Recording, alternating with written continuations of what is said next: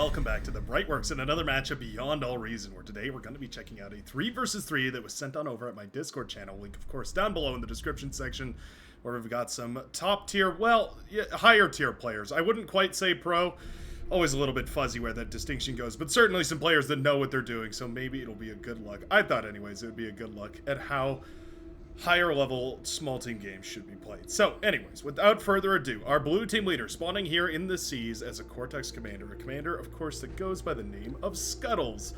What an adorable name for a unit that's dastardly to say at the very least. The Scuttle is the cloaked amphibious nuclear self-destructive bomb. It's a kamikaze bomb that just scuttles across the ground and is aptly named for its fact that it crawls on, I think, 6 little legs. It's very adorable until it explodes in your face and wipes out just about everything that you've held dear, near and dear.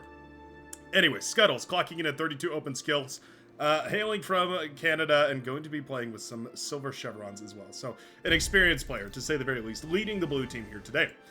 Over on the other side, the red team leader, Dad Skeleton, also going to be playing as a red Cortex commander. Well, as a Cortex commander, but playing in red here. Going to be going into a bot lab on this very metal dense map. Yeah, loads and loads of metal extractors here right through the midsection of the map as well. There's these 3.7 mexes, but there's also loads of 2.1s all over the place. So really, I would expect to see a lot of greedy commander starts here. Yeah, I'm expecting to see a lot of constructors pumped out, a lot of res bots to eat up all the trees and whatnot. You can afford to be very greedy with the way that you send construction bots around because there's so much space and there's so many metal extractors. We probably will get all the way up to T2. It would be reasonable to assume that these players are going to be good enough to get all the way up to T2, to hold each other off and get up to T2, and I did notice, of course, maybe a little bit of a spoiler for myself, that this match goes a little bit longer than usual, so I'm certainly hoping to see some good old-fashioned T2, maybe even T3 late game. 3v3 is always cool to see. I was also warned not to be disheartened by the 18 open skill 3 Chevron hero Doominator. Apparently a commander that is more skilled than their open skill Chevron count would lead on to believe. So, you know, I was told about that, and so I was warned that I should also let everybody else know that this isn't particularly as imba as it looks here with the 22 open skill silver Chevron player in orange right here going up against the Cyan commander. And indeed, already a tick across the map right here. Gonna be Doominator indeed sending, well, the first aggression across the map right now. A single tick on the other side of the field, going to try and find whatever it can. Does get blasted down, though, by the LLT. All right, well, harmless deflection right there from the orange commander. Always nice to go for those protected expansions when you're going into a vehicle lab, and that's exactly what we do see here from Exelson Fire. The orange commander Fire. Not making it easy on me today, but I suppose that is one of the beautiful things, of course, about this game. So many unique names all over the place showing us what they've got. Napoleon Blown Apart going to be the yellow commander with a cheeky name, spawning on the northern side of the high seas right here, opposed to the blue commander, of course, is who playing on the southern side here. And sending a constructor out very early. Going to be spotted by some gunboats sent around right here, and in fact, more than spotted, going to be blasted apart here by the blue gunboats from Scuttles, and I think that's a really nice pick. Yeah, no metal extractor will come up here, which does mean that this is essentially about 180 wasted metal for the yellow player. Obviously not the end of the world to lose a single construction ship, but it does suck, right? That is a lot of expansion that you could take on the southern side. That is not going to be under the hands right here of the yellow commander. Maybe hoping to get those mexes up before any gunboats or anything came across that way in order to try and sneak them out, but not going to be the case this time, as Napoleon is now forced to pull units back from their own front line in order to go and fight this.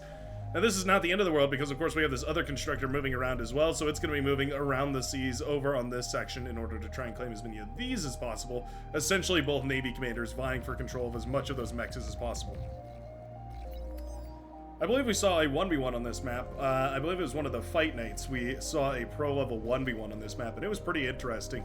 We saw some cheeky plays where one of the commanders spawned in the water and went for a Navy start into the land units, which was pretty interesting because it meant there was essentially an uncontestable economy on the high seas that essentially the other commander had no ability to attack into. It was really, really fun to see. Definitely a unique strategy. I don't know if that works or applies very well to the 3v3 scene. I think there's just too many commanders available and too many spots available for commanders to take. But it is interesting to think about, right? Early T1 doesn't really have a way to attack C. Not really at any capacity that's meaningful, to say the very least. Sometimes Rocketeers and other long-range units, Shell Shockers and Wolverines, that sort of thing, they can reach out and hit the C units, but they're never going to be able to get the metal extractors. And as long as the tidal generators aren't put too far or too close to the shoreline, it should be all right. Just waiting to see what these grunts are going to do. Looks like they'll just get caught right here by the Cyan forces. None of the pawns going down right here, getting very low. But they do all manage to walk away from this with their lives intact. A couple of mexes fall. I think, maybe. Actually, no metal extractors fell right here because none of these were claimed yet. Suppose one mistake canceling out a play by another commander, but there you go. More grunts moving in right now for the green commander. And will they be able to find some value? Well, it's a nice concave so far right here from the red commander, but right as it stands, for the time being, we don't necessarily have them in position to shut this down, and I'm a little worried about where these grunts are headed. Now, certainly you don't want to lose these on the other side without getting some sort of value, but there is a lot of opportunity paths here available. You can always split them up and harass the shorelines, trying to send them around the coasts, and then popping up in the enemy backline. We also have a whole bunch of exploiters back here for the red commander. Very expensive to get those exploiters up and running, but of course it means that a single grunt or two isn't going to be able to tear down those fortified laser extractors. They're going to have to go for a little bit spicier of a unit, like for instance medium tanks or thugs or some such like that. Here we go. Time for a big engagement. The grunts in green engaging from a wonderful angle right here, managing to blast down a couple of the red grunts, but a decent pull from the red commander does mean that most of those will stay alive and intact for the time being. Okay. More and more forces out to the front line. Are we going to make this composition any more elaborate, or are we just going grunts? It looks like grunts is all King David has in mind. Thugs are walking out of the laboratory, or maces, pardon me, are walking out of the laboratory here for the Cyan Commander Doominator. And I will point out that that's a worthwhile distinction. Thugs are slightly better than maces just across the board. They're a little bit better as far as the brawling and the skirmishing goes, but of course, I believe they're also a little bit more expensive at 130 metal versus 140. Yeah, so slightly more expensive for those thugs, but they perform just ever so slightly better. Meanwhile, construction ship is in trouble over here, but there really isn't anything to poke down these metal extractors, so it's not the end of the world to lose it. It does mean that this side is going to be unfortified. Essentially, no static defense is going to come up on this side, but at least for the time being, that's not the end of the world. We just have the missile boats firing away at each other right here, sort of tickling each other to death, but not really doing much damage to each other whatsoever. Big old grunt spam, and it is always confusing when these grunt spams come out because you're never quite sure how an engagement is going to go. Oftentimes it comes down to more so the shape of the engagement rather than the total amount of units. I find that grunts in particular tend to care a lot more about whether you have the concave or the convex. Thank you to everybody who left a helpful comment on the last video, letting me know that convex was the word that I was looking for, the opposite of a concave. For someone who's worked with telescopes for years and years, it's pretty embarrassing that I forgot that word, but we all have our moments, I suppose. Thugs here. Maces, I mean. Yeah, gonna be enough burst to deal with this exploiter right now. The beamer turret also phenomenal for helping out with that. But we are losing it. Yeah, if we don't take the engagement head on right now with all these maces, it's not gonna be enough. Just barely manages to take that exploiter down, and I do mean just barely. Mace is here to hold, and at the very least the beamer turret is carving apart these tanks quite nicely. Man, beamer turrets are so good. One of my favorite static defenses in the game, bar none. Pun well intended, but yeah, they're phenomenal for just their sheer static firepower. They make for one of the best static defenses just because they can... I mean, it's extremely easy to see how their value is calibrated relative to how much damage they do per second per unit, right? They just do a consistent amount of damage every single second that they're firing, and it's really easy to see whether they're getting their value out or not. Fire here a little bit dangerously low right now. We did have that twin guard coming up, the medium laser tower for the Cortex faction. But I think these maces have really told the tale so far, and I think with this construction tower up on the front here as well, in order to eat up all this wreckage, this is actually a really decent fight right now for the blue commander. I like it quite a lot here. Wouldn't mind seeing more beamer turrets come up. Once you've essentially set up a couple of them, you can go for one of these bad boys, the heavy laser tower, which does appear to be what the orange commander is going for. I like to see it because obviously HLTs are quite a bit more effective against the bots than they are against vehicles. Just one of the benefits of having vehicles is that you have an artillery piece that can actually outrange all the static defenses from the T1 era, whereas the HLT is going to be essentially uncontestable for the bots, at least 100% efficiently, that is. One of the constructors going down, the beamer turret holding its own. My goodness. So much value from that beamer turret. If we get the resbots in, and indeed we do have the resbots coming up to play. Oh, we're going to resurrect. Okay, I was going to say we might reclaim here because the Cyan Commander is completely out of metal. But if we resurrect this army, I suppose it'll have a decent effect as well. Of course, resurrecting those tanks and mixing them into your composition of bots can lend a lot of sturdiness. Yeah, I don't think you want to fight to those twin guards. They're a lot sturdier than they look. With twin guard plasma cannon or light laser cannons firing away here, it can be very difficult to break into those. Especially if they're concentrated on one unit at a time. I suppose I don't mind the resbots resurrecting here, but it definitely feels like it's going to take a minute. It's going to take a little bit of time before those resbots are able to patch up this army. So at the very least, as long as we're stalling out on the front lines, I'd love to see more economic investment in the back line here, just to make sure that since we're resurrecting, we don't need to be spending all of our resources building units. And that, of course, means you can go for solar panels or anything like that in the back line here. Medium tanks beset upon by a whole bunch of grunts. Not really an efficient fight for those grunts. They were just trying to separate the what are they called? Brutes, that's right. Separate the brutes from the thugs over here. The red forces from the green. Still engaging over on this side, though. Yeah, and that beamer turret has come back up and online here as well. Another thing the beamer turrets are exceptional against is any of the lighter units, pawns, grunts, ticks, all that sort of stuff, because they have really, really snappy tracking. It means that they can usually manage to kill things like ticks and grunts and pawns and things like that really efficiently without really losing too much HP on their own.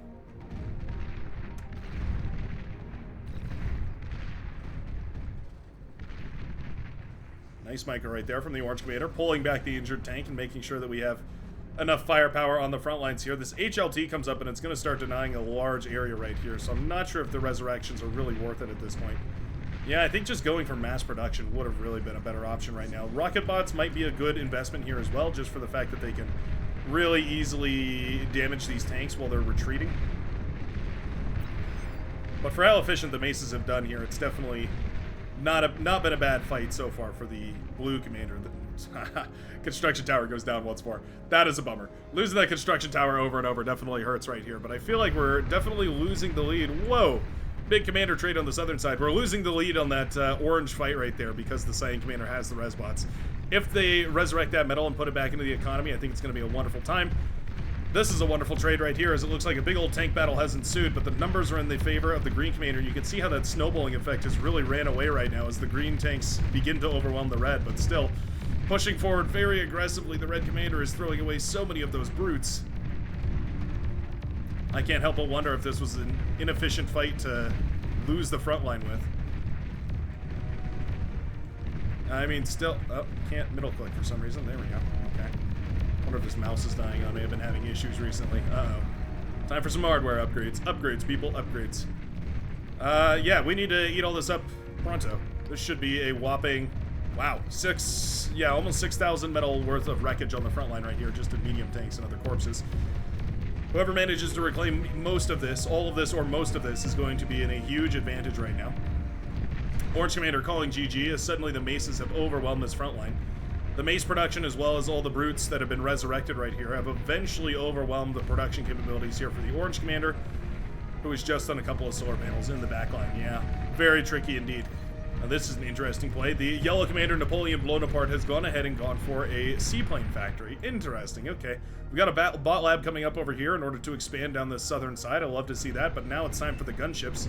Ooh, Doominator, the commander, oh, the units! Oh, juicy explosion right there as the commander blows apart all the static defenses and the constructors. Now the seaplanes are on top of the units right here, and there's really nothing we can do about it. Yeah, this is the problem with a 3v3, right? You're going to be in a situation where you don't have an air player unless you go ahead and make air. Some bats are swarming out of the laboratory right now as we're trying to shoot down those gunships, but already the damage has been done. This fight has been won.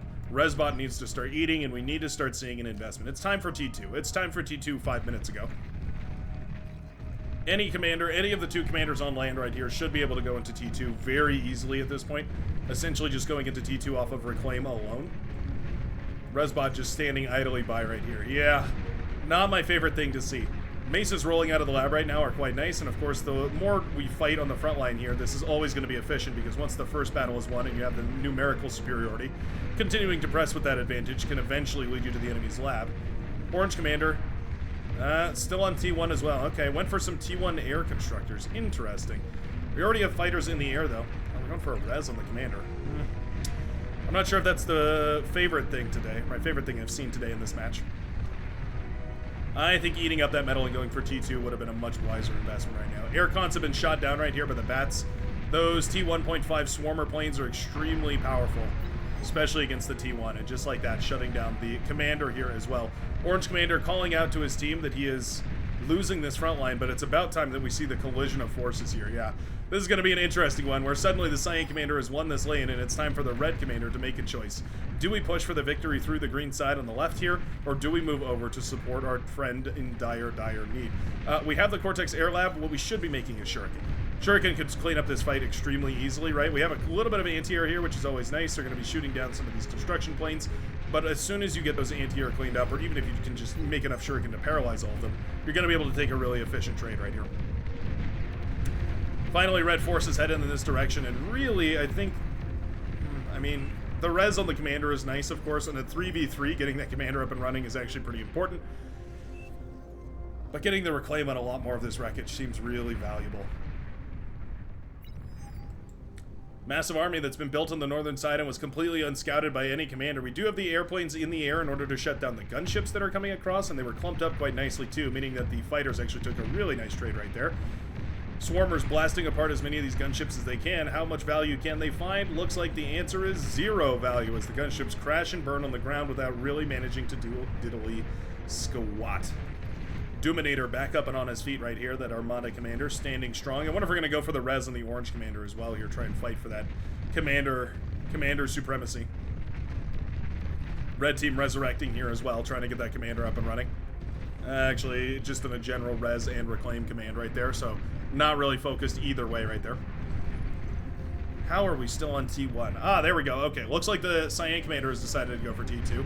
This lab would be done in an instant if we had all these resurrecting. It looks like we do have at least one res bot reclaiming out of this field here. Obviously beneficial to clean this up as quick as possible to make sure that none of it ever goes back to the enemy. Haven't checked in on the navies in a while, and I think it's mainly because they've been basically static. There we go. Yeah, yellow commander looking to engage at the very least. The blue commander having a massive navy here, though. 8,000 metal of navy versus just 4,600. Going to be a huge advantage for the blue commander if we manage this engagement. Okay. I mean, it's about as clear-cut an engagement as you could ask for right there. There you go. Frigates falling left, right, and center. The destroyers firing away at distance. And I don't think, well, okay, there we go. A single blue unit has fallen right here.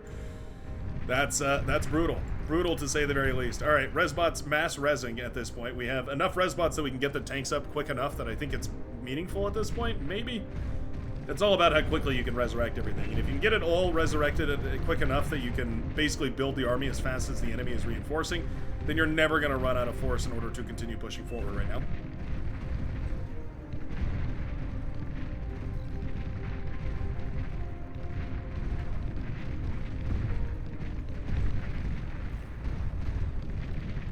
This tank fight for the red commander is looking nice, but obviously it gets a little tricky the closer you get to the enemy line.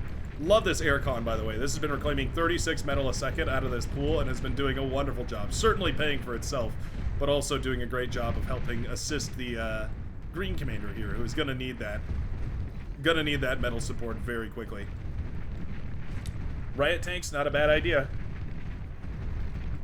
Very powerful if you can get them into the fight and impulse a whole bunch of those red tanks right there. The AoE is most effective against big clumps of units. That's sort of what the red commander is hoping for, but obviously these tanks are not going to be ideal against the brutes if they get focused down right here, and indeed that's exactly what the red commander is looking to do. Gunships in the air, trying to kill the tanks here as well. Now is time for the blue commander to march forward with a huge army marching forward right now to try and wipe out the static defenses for the red commander after winning this northern side. Now we have, whoa, a T2 lab up and running for the yellow commander. Okay.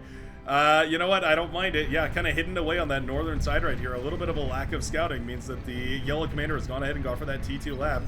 This is a huge opportunity path directly into the middle of the cyan base over here. Pardon me, as the red commanders go down to the mass maces falling on the left-hand side. Brutes get into the back line, and they're going to be difficult to clean up just because of how tanky they are. There's not really a very clean way of dealing with them. T2 units in the skirmish here. The Hound's trying to deal with all this. The gunship's also trying to clean as much of this up as possible. It's a mess of metal wreckage lying in the field right now. But my goodness, if it isn't an efficient wreck. Now's the time. Fiends are coming out of the lab at Mach 12. Wouldn't mind a little more build power over here, actually. This is a huge, huge investment potential. Yellow Commander just going for as much pork here as possible. Torpedo launchers en masse. Looks like neither player really committed to playing the Navy game right now. Making a Cerberus on the high ground. Very nice to see. Seaplane constructors reclaiming as much wreckage as possible here. The Maces, oh my goodness, what a concave. A beautiful surround on these medium tanks means that they go down very quickly here. Gunships moving across the way as well, trying to blast down as much of the red infrastructure as possible. Fighters are in the air, so we do have an option to try and deal with these, but those swarmers are quite good, so we definitely have some kind of defense available for the gunships. Yeah, we need a response right now. Air. In a 3v3, there's not really an air player per se, it's just whoever happens to have an air lab up and running. Fighters are available though, and it looks like they're instead moving to go and counter the non-existent fighters and gunships over here of the Cyan Commander. You know what? I think we waited too long. Hounds in their alternate fire mode would probably perform slightly better here, but it really doesn't matter when you have 50 Hounds, or in this case 20 Hounds, going up against a couple of Fiends right now. Never going to be an efficient fight. Yeah, you know what? I think the Yellow Commander under-invested in this strategy right here. Maybe not confident in whether this would work or not, and ended up losing the time battle right there. Wind turbines, the base, all of it. Falling to shreds right now as the APM gets dumped into chat instead of into the field. Suddenly the fighters are pulled over towards these wonderful gunships in the air, the Cutlass gunships, as the red base falls to shreds. Very nicely done here for the Blue Commander, utilizing those weapons in just the right place at just the right time, managing to get massive value out of it. The red team not responding quick enough here in order to save themselves. Hounds now pushing on the northern side. Resbots have reclaimed a huge field of wreckage here. Nearly 7,000 metal worth of wreckage tied up between the multiple battles in the midsection of the map here. And with those gunships firing away at whatever they can, we need to see them targeting down the build power here, but anti-air has essentially nullified the gunship threat. But now it's time for the Maces to push in. HLTs, Twin Guards, all the rest of it have been built right now to try and stop the Maces from waddling in, but it is so much metal worth of skirmishing bots, light plasma bots. These are really light plasma bots? That's interesting. They're double the cost of a Lobber, the Legion plasma bot, but they have significantly more health. I really would consider these, I mean, maybe not light, but they're definitely not medium either, but they're right in between somewhere. They're like light plus. And they're focusing on completely the wrong objective here either. Popping the build power or popping the turrets, any of that would be ideal. Heavy laser towers have done a phenomenal job of deflecting this, actually. The Exploiter's doing a great job here as well. Whittling down those units and doing a great job of keeping it nicely organized.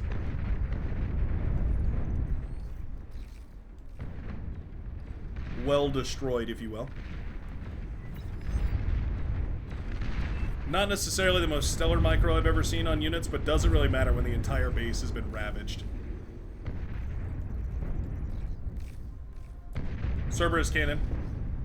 Little bit blocked by its friendly LLT right here. Always worth double checking your cannons to make sure that your static defenses can actually fire at whatever they're supposed to be hitting.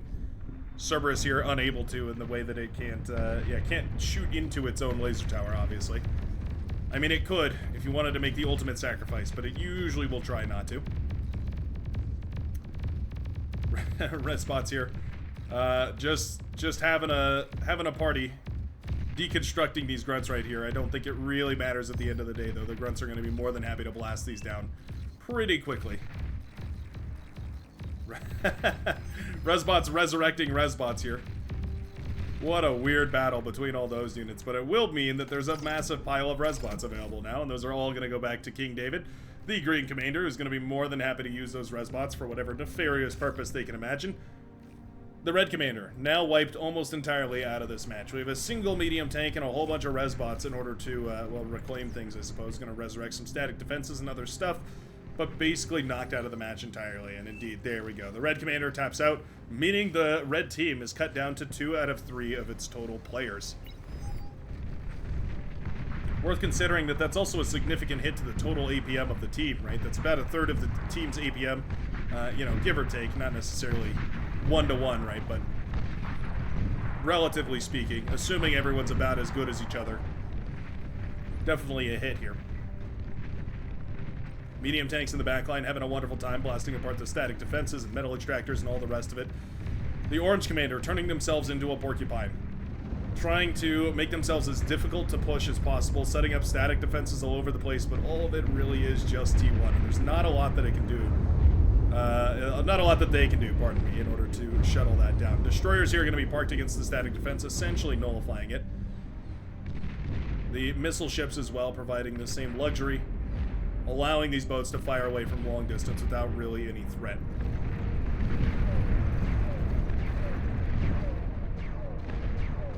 Sumos and Sheldon marching forward right now as the yellow commander continues to try and fight for their lives in this game, trying to push a little bit harder into the lines right now of the blue commander. We do have the Sumos on front, which are quite good. This is a massive bundle of hounds, though. Scout plane's going out. Oh, amphibious labs. Okay. The blue commander scuttles, apparently not content staying in the water, apparently more than happy to make the investments needed to get themselves into the land game. Hounds moving around right here. We do have the scout planes in the air, which is also nice as well, because of course it means that you can fire away at your full range because you have air scouting, which is line of sight scouting, which is the most efficient there is. Hounds need to separate here. They need to unbundle. Yikes. Cerberus cannon. making good work against a lot of those hounds right there. The Cerberus is a wide AoE, so it's very, very dangerous if you keep your units all clumped up like that. At the end of the day, I don't think it matters all too much here. The blue team is at a huge advantage. 284% in the energy production and, well, over 100 while reclaiming right now for the metal production. This game is definitely drawing towards its end. We'll go ahead and speed things up here as it looks like a bunch of Banshee are now going to be sent on over in this direction. Okay. Mass Banshee, not what I had on my bingo card for today. Also, they're just dumbfiring into the ground right here. Definitely sufficient to say not the best use case for Banshees. I think flying over to this area and trying to pop this base wouldn't have been the worst idea. There is some anti-air here, though, so I think Banshees in general just aren't the best idea. We've seen some very niche use cases where they can be really, really powerful, but other than that, it seems like a lot of the time Banshees really want to be useful and just can't seem to be. The time of the Salamander has arisen. The medium heat ray tank now stampeding across the battlefield here, firing its heat ray blasts at whatever it can. The hundreds of units swarming the orange base will be too much for the defenses to hold. That Scorpion tank on the back of the facility not going to be powerful enough to stop the oncoming onslaught of blue and green forces. Fusion reactor pops, takes down the lab and all the build power with it. Those salamanders have ravaged the bases, and I think with that, the red team has been knocked out of this game. Hang on, cries out Napoleon Bonaparte, trying desperately to keep his teammate in the game. But unfortunately, for the orange commander, there really is nothing that they can do. With a bunch of T1 heavy tanks, or T1 medium tanks rather, against those T1.5 medium tanks. They're just too good.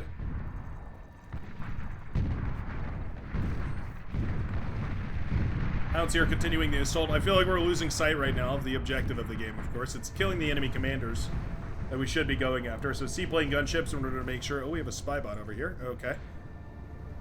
Killing the enemy commanders is the objective of the game at the end of the day, so making sure that you're focusing on that is always important here. Wow, this Persecutor. Wow, this Persecutor. Getting some real value right there. Softening up a lot of these hounds right now.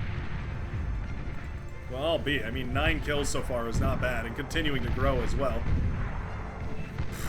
Okay. You know, it's rare that you see static defenses that get more than their use out, but I would definitely say that's one of them. The resign vote is called, and indeed the red team does fall. The blue team seizing victory in this game of beyond all reason. This hard-fought back-and-forth game beyond all reason. I think a little more emphasis on reclaim, and the red team might have been able to pull it together. But without a response to the air attack that came in from the blue commander, without any sort of static anti-air or any way to shut those down, it was a decided game as soon as that attack concluded. Thanks a ton for watching. I sure hope you enjoyed it. My goodness, look at that economy right there. A beautiful showcase of just how good you can get at this game. And I hope to see you in the very next one. Peace out, everybody, and have a lovely rest of your weekend.